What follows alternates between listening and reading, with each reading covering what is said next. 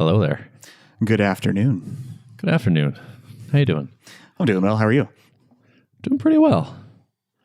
I upgraded my SavvyCal subscription this week. Oh yeah, I saw that. Mm-hmm. Tell us why. Steven emailed me and said, how do you feel about giving me delegated access to your SavvyCal so I can set stuff up for you? And I was like, sure. And I went to the thing and it was like, oh, you have to be a premium something or other. And I was like, oh yeah, that's right. I forgot that Derek added that other tier. And so I just went and did it. There didn't seem to be a way to just do it for me and not the whole team. So you just got everybody all at once. And we're on an annual plan. Sweet. Yep. So a big upgrade there. Big upgrade. I appreciate it. How did it feel when you hit that tripwire? Was it like hesitancy or was it like, nope, you got me. Like, I need this, so I'm going to do it? Or slight hesitancy to do the whole team because like we were on an annual plan already. And so it was like, oh, it's like $400 or something to upgrade this right now based on the proration and the fact that it's doing everybody. And so I was like, do we need this? But I wasn't going to like fiddle around with it much longer or be like, can I split this out somehow? Blah, blah, blah. It's like, whatever. It's fine. I did do a quick check to make sure all the users that we had plausibly needed it, like we're using it. And I didn't see anybody on there that shouldn't have been. So I was like, okay, it's probably fine. Whatever. Yeah. The whole team having to be on the same tier thing happened naturally because of the way like Stripe subscription models kind of work. You know, like I think it's difficult to like kind of subdivide those onto different plans. And so it was just sort of like the path of least resistance to get that feature shipped. And then it's sort of like, I don't know, it's kind of feels right. Like if you're a premium team, you just go premium. But when I was building it, I kind of had it in my mind that like some people may want to split this up or say only one person's on premium, but yeah, you know. Yeah, we do the same thing. You if you go to the enterprise plan, it's just like, yeah, it's everybody. Yeah. That's how it is. Yeah. It's fine. Same reasons, simplicity and all that. Yep. No, but it's always fun to hear kind of the user story behind that kind of thing. And it's nice. We see these kind of upgrades happening pretty frequently, like team expansions and plan changes. And it's one of my favorite aspects of our SaaS engine right now is that little creep in the little reactivations and upgrades area in the profit well charts. It's a fun one. Yeah. How much of like your monthly MRR change is expansion? Well, let's see. I have the dashboard up right now. It's currently for a month or so. Yeah, for this month, we're on track for it to be about a third of our revenue growth. Nice. Yep. And it roughly keeps up with churn. I mean, churn kind of, bumps up and down here and there. Sometimes it crosses over. They stay in the same neighborhood as each other. So nice. That's cool. Yeah. I will never build a SaaS business again that doesn't have good opportunities for expansion. It's a total game changer. So our expansion is like about 50% more than our churn and contraction each month. At least in the last month it has been. It like more than makes up for the churn that's there. And then the new customers are basically just gravy, which is, man, it's such a nice place to be. And the expansion, like churn, seems to be like a percentage of revenue. So it's like the more teams we get, the more opportunities for churn we have, which if you have no expansion opportunities, you run into that plateau. If you have expansion, that's also a percentage of revenue, then you can keep going. Yeah. That's fine. One of the many things I love about SaaS is how some of these things turn out to be like so consistent, and it's not always intuitive that it's going to be. Like why should that be consistent? But it kind of ends up being a trend enough that you can model off of it. Yeah. Although December was slow for us. I don't know how it was for you. Yeah, it was kind of rough. December sucked. Yeah. January is, I can see where people came back from the new year. It's just like, it goes from this like mostly flat, slight down sloping line to just like, oh, we're back. Mm-hmm. Yeah. For us, it kind of came surging back. I mean, I felt like the first week was sort of a warm up week, and then all the metrics, trials and traffic and everything has just been back up to at least where it was in November, I think. So that's so nice. Good. Yeah. We had 2 customers sign up just today, like this morning, one at like $300 a month, another at $375 a month. And it's just like, damn. And like, it's awesome. Like they started a few weeks ago, started the trial, hit the end of it, added a credit card. now they're paying customers. It's just like the self-serve engine is turning. It's beautiful. Love to see it. I did some customer support yesterday, and like someone was like tweeting at me that he was having issues, and I'm like, that sounds weird. And so I just DM'd him like, you want to jump on a call right now? And we did, and actually figured out the issue. And it was just like, and then like talked about Tuple for a while, asked him what he wanted, and he was mostly just like really positive. He's like, no, it's great. This was my only thing, and like now it's fixed. This is awesome. I'm happy. We love Tuple. We use it a lot. I get everybody on it. It was great. I'm doing a little bit of a few things like that where I normally would have aggressively said like no or kind of tried to steer things into a different channel. I've done like a few kind of, no, this feels like right for me to spend some time in this area. And I think that's kind of the right place to be, to leave a little flex for that. For sure. I think it's good. Steven threw out the idea the other day of having like doing some support rotations. Like have people take a turn doing one day, and I like that a lot. I'm also doing a Twitter space later today. Yeah, with Adam. Yeah. Cool. Yeah. You're just gonna hang out and chat business. Yeah, we like started a thread to solicit some questions, and I have some topic ideas as well. But yeah, I figured we just chat. It's been a little while. Try a little hashtag marketing. Yeah, I've been enjoying that format when it's people that I kind of know or like, you know, interesting people that I know are already interesting. I just have enjoyed jumping into a Twitter space and just hearing that. It's an interesting format for sure. Yeah, a bunch of people were like, "Oh, please record this." Mm-hmm. It's like, no, it's supposed to be live. Isn't intentionally that the thing? not a podcast, right? Right, and then so it's like, okay, well, if we record it, isn't it just a podcast? Mm-hmm. And is that bad? I don't know. Yeah, and will it influence your guys' posture as the conversation goes? Like, okay, we're doing a recorded thing as opposed to this is just a live event. Mm-hmm. Yeah, Haven't decided. I am still doing the hiring thing in earnest. Deep in it. I actually just hired a consultant, like a marketing person on retainer, partly with the goal of just helping us with the hiring of a marketing person. So this is someone that we talked to and really liked and like got a lot of value out of the conversation. And was like, let's stay in touch. And he was like, yeah, if you want, we can do a sort of formal thing. And I was like, actually, I do want to do that. It's like someone to help us vet candidates and point us in the right places for looking for people and that kind of thing. got it. And this person is not available to do the actual work himself. Right. Yeah. He's happy where he is currently. Yeah. Okay. But this lets us kind of access his expertise, which is really nice. If you think about it, it is kind of hard to hire for a position where like that is not your primary expertise, you know, but it's interesting as founders, we have to do that all the time, you know, as you're growing a team. But I think that's kind of one of my core challenges right now is doing that well. So I'm trying to kind of get help. I think that's more or less the cheat code. Mm-hmm. Money well spent. Yeah, exactly. So yeah, we'll see how that goes. Cool. Feels good. It feels good to be taking action there. It's just, we got to just keep cranking away at it and having faith that eventually it will all work out and be worth it. It's nice to have like small milestones along the way. Like, okay, at least we did this thing. We're trying this new experiment. Mm-hmm. Yep. Yeah. That's good. Yeah. How's Savvyland? Savvyland is good. Yeah. I talked about the Peter Levels thing last week, right? Or the last time I recorded. Did I talk about that? I was just listening to that episode in preparation for this, and I didn't quite make it all the way through. Okay. So I can't tell you for sure, but it doesn't sound familiar, but maybe it'll ring a bell as you start talking. Okay. Well, I'll just dive into it and then stop me if I've already told the story. Yeah, this was just kind of one of those serendipitous Twitter things. So Peter Levels of, you know, Nomad List fame was tweeting about like Calendly and how it was his experience was not good. He was trying to do a thing, trying to install some webhooks, and like that was removed from the UI or something, and like that was the straw that broke the camel's back. And so he was like tweeting about the fact that he had landed on a different solution. This was a couple months back, one of my competitors, and as people do, like people just were chiming in like, hey, did you check out SavvyCal? And at the time, like it didn't really get any response or anything. Like I think he had kind of been set on the alternative that he went with. And then just randomly, like a couple weeks ago, he was like, I finally solved the scheduling issues with Rebase, which is the new kind of initiative he's doing, the like residency in Portugal thing, which seems pretty interesting.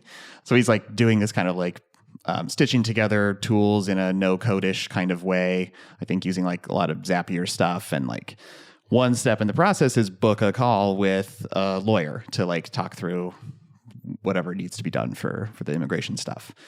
So he just tweeted like, I finally solved this. And then like he mentioned SavvyCal in there. And I was like, oh, this was not expected. And then he like privately messaged me and was like, hey, really nice job on the product. I'm loving it. Like I ran into all these issues with a couple of these other providers and like SavvyCal just worked for me. So that was super fun. And then he was like, by the way, like this one small issue that I ran into, like, or I need to figure out like a way to work around this thing. And it was related to a feature that I was planning on shipping, like building soon anyways. It was like truly on the roadmap already. But I was just like, let me see what I can do about that. And within a couple hours, like just got it shipped because it was one of those small enough ones anyways. And of course he was like super happy and thankful. And like, I love those opportunities to still be scrappy and like move really quickly.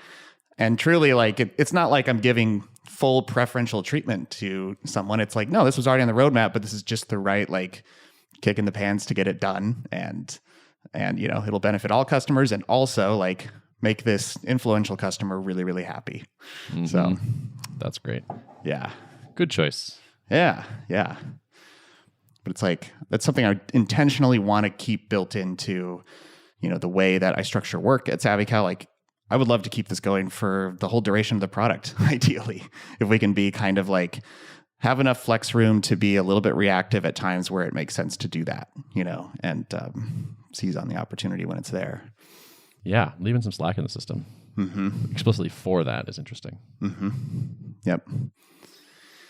Yeah, so that was pretty fun. And he was like, yep, I will be definitely talking about SavvyCal more in the future. I'm like, wow, that's awesome. I really appreciate it. I mean, that's, you know, creating true fans is good for business.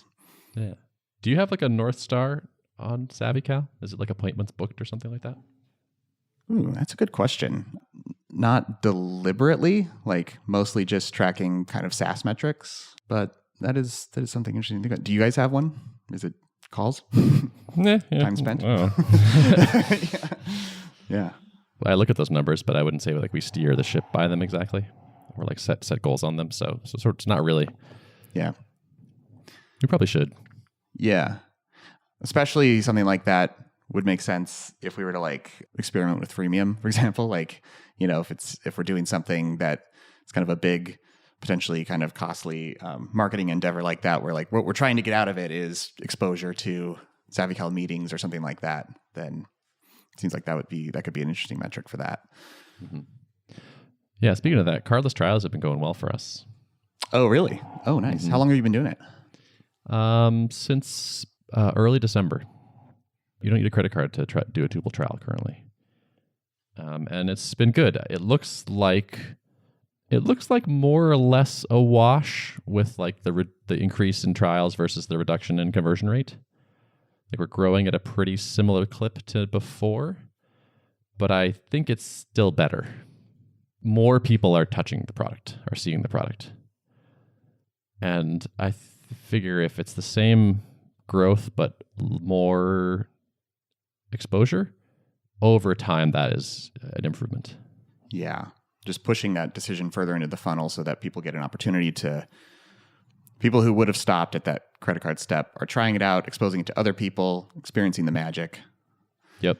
Yeah. And we have these kind of weird outcomes sometimes where a small team will try it and it turns into a huge enterprise deal 6 months later. Like I think there are going to be like knock-on effects that are hard to detect now that might manifest themselves as like, you know, a much better enterprise pipeline later. The incremental value of one new person trying Tuple can sometimes just be huge. And also, this is definitely like, it's like a V1 of the flow. Like the actual like enter the credit card step and some ideas I have for that it's all kind of rudimentary right now, which is actually something I've been talking to Stripe about, where it was like doing a subscription without a credit card feels weirdly unsupported. Yeah, this is my top request that I've shared with numerous folks at Stripe is to allow a checkout session to initiate a trial without a credit card. Yeah, exactly. Yep, that's what we are asking for as well. And then also like the actual page of like, okay, now I want to enter a credit card. Like a hosted version of those that's good and like directed and not other stuff on the page and has clear call to action and all that. Fortunately, I have an in. So I was just like, hey, Penelope. And then like suddenly like 2 Stripe PMs were emailing me and asking if we can set up a call to chat, which is great. So I think this will probably get improved later. But the point of all that is that the flow is not very good. So I wouldn't be shocked if we like get, we could bump conversion by double digits just by a couple better tweaks in the UX. So. What does your kind of follow-up process look like right now? So someone starts the trial, and I'm assuming you have some automated like trial onboarding emails that go out, right? Yeah, there's like 2. Okay. And then are you kind of nudging? Did you set up additional like nudges to activate ahead of the trial canceling? Barely. Okay. Yeah, there's like a banner on the page, like in the app, on the web app, which you would probably never go to. There's a banner in the app when the subscription lapses, which is like, go click here to go do the thing. It's not great. And there's basically 3 days before the trial ends, there's a, hey, it's going to end and you have to do it, otherwise you lose access. But we could certainly be much more obnoxious about all those things and probably squeeze out a lot more conversion. That's something that I wish an app existed for. Like, and maybe there does exist something and I just need to look closer. But like, using UserList for just general emails, and we'll probably set it up through that. But like, I'm thinking about the ProfitWell retention emails. Like, we just delegate that to them. So when cards fail or whatever, they have a very specific sequence of emails that they send with copy that they've written and optimized, and it just kind of does it, and performs pretty well. And I want something turnkey similar to that, where we can just say like, keep track of where my customers are in their trials and make sure that they, know to activate. I don't know. Would you actually use that? I feel like you wouldn't find anything you like there. I mean, it would have to be well done. So maybe I'm too picky, but is it just emails then? Is that what you're thinking? Well, I'm thinking about just analogously the retain thing that ProfitWell has, and there is like a widget that they put. So we have like a snippet that we put in the app, and they will display a widget that takes you to a place to update your credit card. That they just handle all that.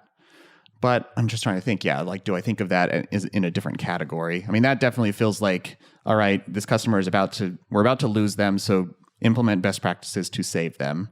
And that's something that I'm happy to delegate. Maybe I would feel differently about this kind of key point in like making sure everything is really tightly designed and looks and sounds like our tone and all that. Maybe I would care more about that on this initial like trial conversion phase, but I don't know. It does feel like one of those pieces of a SaaS app that everyone has to build themselves and could benefit from one company just caring a ton about that and doing it right, doing it well. Some of these things I find like where do you plug it in and where, like how and what does it look like and will it actually work? If it was truly beautiful, like I find the Help Scout beacon looks really good, clean. So if it was like something beacon-esque where like, okay, anytime they log into the app, when they're nearing the end of the trial, it just like pops up with the credit card form right there saying like, hey, do you want to activate? Like you have this much time left. And I don't know. I could just picture it kind of being like all these little touch points and it just is handled for you. And I don't have to build any of that by hand because I would basically be building it by hand right now or not and operating at a suboptimal level. So I don't know. Free startup idea, maybe. Sure. Something to vet. Mm-hmm. What else is new? Let's see. So we launched our Stripe integration on Product Hunt. Oh yeah, how'd that go? Yeah, I think it went pretty well. I mean, it's a feature launch, so it's definitely not going to get the same amount of like activity as a brand new product launch, of course. Yeah, I think it was like number 5 of the day, 200 and something upvotes, drove a nice bump in traffic. Exposed the feature to people who didn't know it existed, and we're seeing people mention Product Hunt, like a renewed wave of people mentioning Product Hunt in their kind of trial signups. So definitely, I think worth the time investment to do it. I think probably we'll try to find, like, I don't know, on average, like quarterly opportunities to ship something on Product Hunt and keep it in front of that audience. There's something I really don't like about that. Really? Yeah, I don't know quite what it is. Maybe I'm just cranky. Okay. Not like your thing in particular, but just this idea that like you're launching a Product Hunt a bunch of times. It's, I don't know. I mean, I guess it's reasonable. There's people there and they're interested in trying new stuff, so why not tell them that you have a thing? Like, I think it's totally reasonable. But there's something, I guess it's starting to feel like, not performative, but like perfunctory, I guess? Or it's like everyone's starting to feel like they should do it. Like, oh, you gotta do your Product Hunt launch, and here's the 10 tips for your Product Hunt thing, and how to get good upvotes, and I don't know.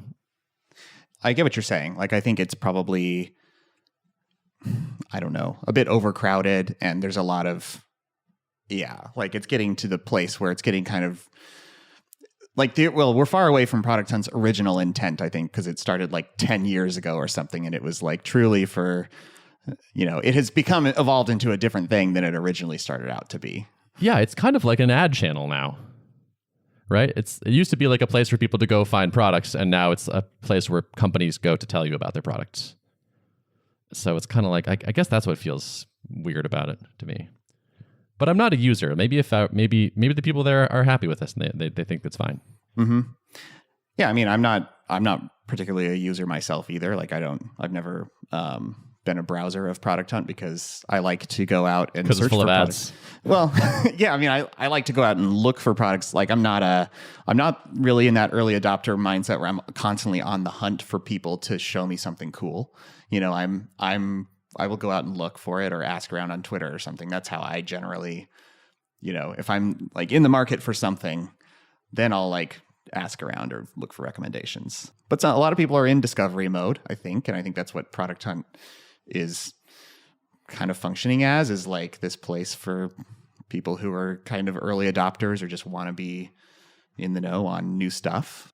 I can understand your saltiness about it a little bit, but I mean, I think in part, like, because our Product Hunt launch our initial one was so effective, to me, I see that as a signal that, SavvyCal in particular, and maybe not, this probably doesn't apply to a lot of other products. I mean, other people have been doing launches and they haven't shown the same results as the SavvyCal launch did. So I think we're a little bit of an anomaly in that sense. And to me, I'm like, well, okay, if this audience particularly latched on, like, it would seem to be a really good fit for the type of people that are browsing Product Hunt based off of our initial launch, then, why not surface kind of meaningful, large releases to the same audience? So, yeah, I'm not sort of like faulting you in particular, just more like what Product Hunt seems to have become overall, I suppose. And if we had had a marketing and they were like, we're going to do a Product Hunt launch for this new feature, I'd be like, yeah, sure, that seems reasonable. Mm-hmm. Yep. Yeah. It's like a webinar, I guess. Yeah. It's like, yeah, if you do the webinars, like you'll probably get more customers than if you don't do webinars. Mm-hmm. That's right. But do we want to do webinars? Are webinars good? I mean, I think they're quite effective at when doing like sales and stuff, honestly. I want to do an old school webinar. I want to try it just to have the experience. Yeah. I'm going to call it a webinar and everything. Mm-hmm. Mm-hmm. A web-based NAR. A seminar on the internet. Yeah. Yeah. The World Wide Web. I was talking to a marketing person just today, and we were talking about webinars, and he is head of marketing for a dev-focused company. He's like, we're doing a webinar today. Well, we would never call it a webinar, but that's what it is. But that's what it is. Everyone knows And that. I was like, right, yes. Yeah. And so I was like, okay, so if I don't think of it as a webinar, like, could you imagine a live event that your users go to where you present cool stuff and they get value? Yeah, absolutely. So it's like, I think once again, I am in my like cranky developer tower. poo-pooing extremely legitimate marketing tactics. So I think that might be a blind spot you're going to have to work on shedding a little bit. No. It's the children who are wrong. Yep. Yeah, Why do you hate money, Ben? I love money, Derek. I don't want to sell it entirely, I guess. But, I think maybe I'll hire someone to sell out and then I don't have to do it. It'd be great. Yeah, there you go. We'll do all that lame big company stuff that I find distasteful. Keep a clean conscience. Yep. One step We'll hire removed. a head of webinars eventually. Yep. Should run 4 of them a week. Mm-hmm. Didn't Lead Pages make a ton of money from webinars? That was like their bread and butter, right? Just like do a thing, like drive everybody to your thing, do a live whatever, offer them a discount on a big annual plan, make a few grand per hit or something. Yep. Oh yeah. It's an extremely potent playbook, or at least it was back in, 2012 or whatever when they did it. But I think there's still a compelling channel. Like companies are doing them all the time. So well, I wanted to say on the Stripe integration front too, I want to give a shout out to Kia Kamgar. I'm not sure if he's a listener, but I know he follows me on Twitter, so he might be a listener of the podcast. But he's like the customer that has been extremely helpful in just helping refine the feature to the point where I feel even better about it. And we were doing some kind of last minute polishing, and he's like based in the Netherlands, and so he has a view into like the Stripe checkout window that is difficult for me to simulate, I think, because they geo-target, and like based on where you are, certain payment methods will be visible to you, but not if you're in other locales. And like, it can be tricky to like see all the permutations of that stuff. But he was like, yeah, trying to activate Ideal, which is like a bank transfer thing that's really popular in the Netherlands. And it's one of the payment methods supported by Stripe. But he's like, I'm trying to activate this on my checkout flow initiated by SavvyCal, and it's not showing up. And then that started us off on this whole like support thread with Stripe. And then I chatted with Penelope a bit. Turns out there was some beta that needed to be turned on for our integration that would allow the connected account holder to say like, these certain payment methods I'm allowing to show on SavvyCal initiated checkout sessions. So it's like something that I assumed would just happen automatically, but apparently there was some kind of extra step. And due to this kind of customer pain and like playing around with it, like we were able to get that solved, and also some stuff around tax collection too. So yeah, Stripe has been helpful and got some customer help. And now it kind of feels like we have probably the most powerful like Stripe integration of all the tools, because we're using checkout and getting to like take advantage of all of the hard work that they put into schlepping through tax stuff and payment methods and all that jazz. That's awesome. Yeah. Building a thing with like more or less live user feedback is great. Mm-hmm. Mm-hmm. So nice. Yep. More of that, please. Yeah. Yep. More of that. And one more update. We have a blog where we publish articles primarily for SEO channel, accessing that. And for the longest time, more stuff I find distasteful. Yes, exactly. Yes, another thing you would rant about. The publishing flow we had before was me copying the contents out of the Google Doc or wherever the author wrote it and pasting it into a text file in Markdown and dealing with all the conversion of that. And it became super painful, like articles with a bunch of images and different formatting. Like I would run the Google Doc through a like Google Doc to Markdown converter, but it was never quite right. And so it was taking me a bunch of time, and I couldn't really delegate this easily to anyone on the team right now because Markdown is just technical enough. And like, especially dealing with like the image stuff, like I would have to put them in a special folder and then like use some liquid to like run it through the asset pipeline. It was like very technical. So this had to change. And I finally pulled the trigger on moving to Ghost. So I'm using Ghost for all the content. They have a really nice editor. It feels very much like Medium, I think. And then I just hooked it in to our existing static site, and they the thing that really like pushed me over the edge to them is they had like a perfect guide with like, here's how to set it up with this specific static site generator that I'm using to pull data from Ghost hosted. So like I didn't have to spin up a server to host it or anything. I'm just paying them money.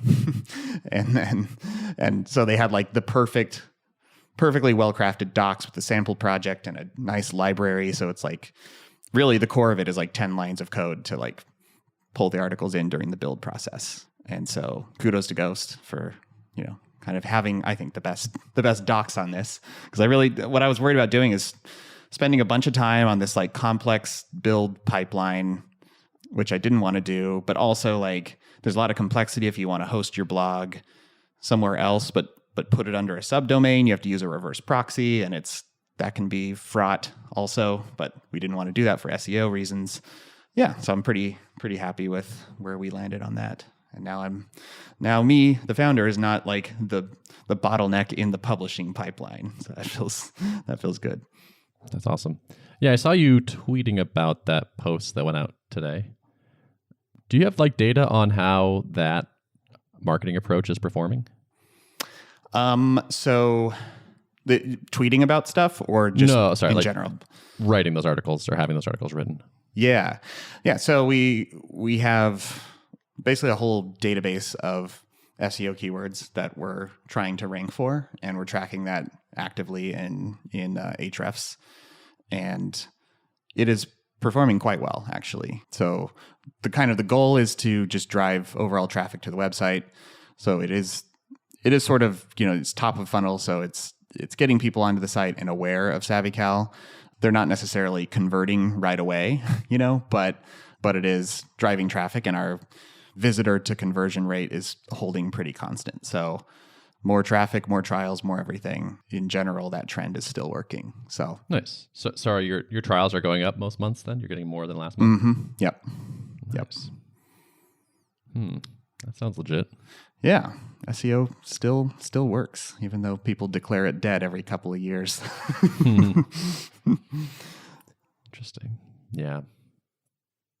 Well, it sounds nice having someone running that process for you. Oh, it's been very nice. Corey's doing, great work on that front. That's cool. Yep. Yeah, all right, fine. We'll do some marketing. Maybe you should do some marketing to prove you don't hate money. Yeah. I mean, our trials are up too. Yeah. So, Yeah. No, I mean, you guys have something it's still a very potent machine running, but, Yeah. No, it could. There's a lot of. There's always more to do. There's a lot of things that could be improved. Yeah. But we're having our best trial month ever, actually. The trailing 30 days is more than I think ever before. We have 342 trials in the last 30 days. Yeah. Seems okay. Seems good. Yeah. Does seem good. But what if it were 600? Mm-hmm. Yep. Could be. What if we add a 0 to everything on the dashboard? What if you added 2 zeros? Oh my God. Paradigm shift. Okay. Wrap it? Yep. Let's wrap it. Notes of the show. Notes of the show can be found at artofproductpodcast.com. Thanks for listening. See ya.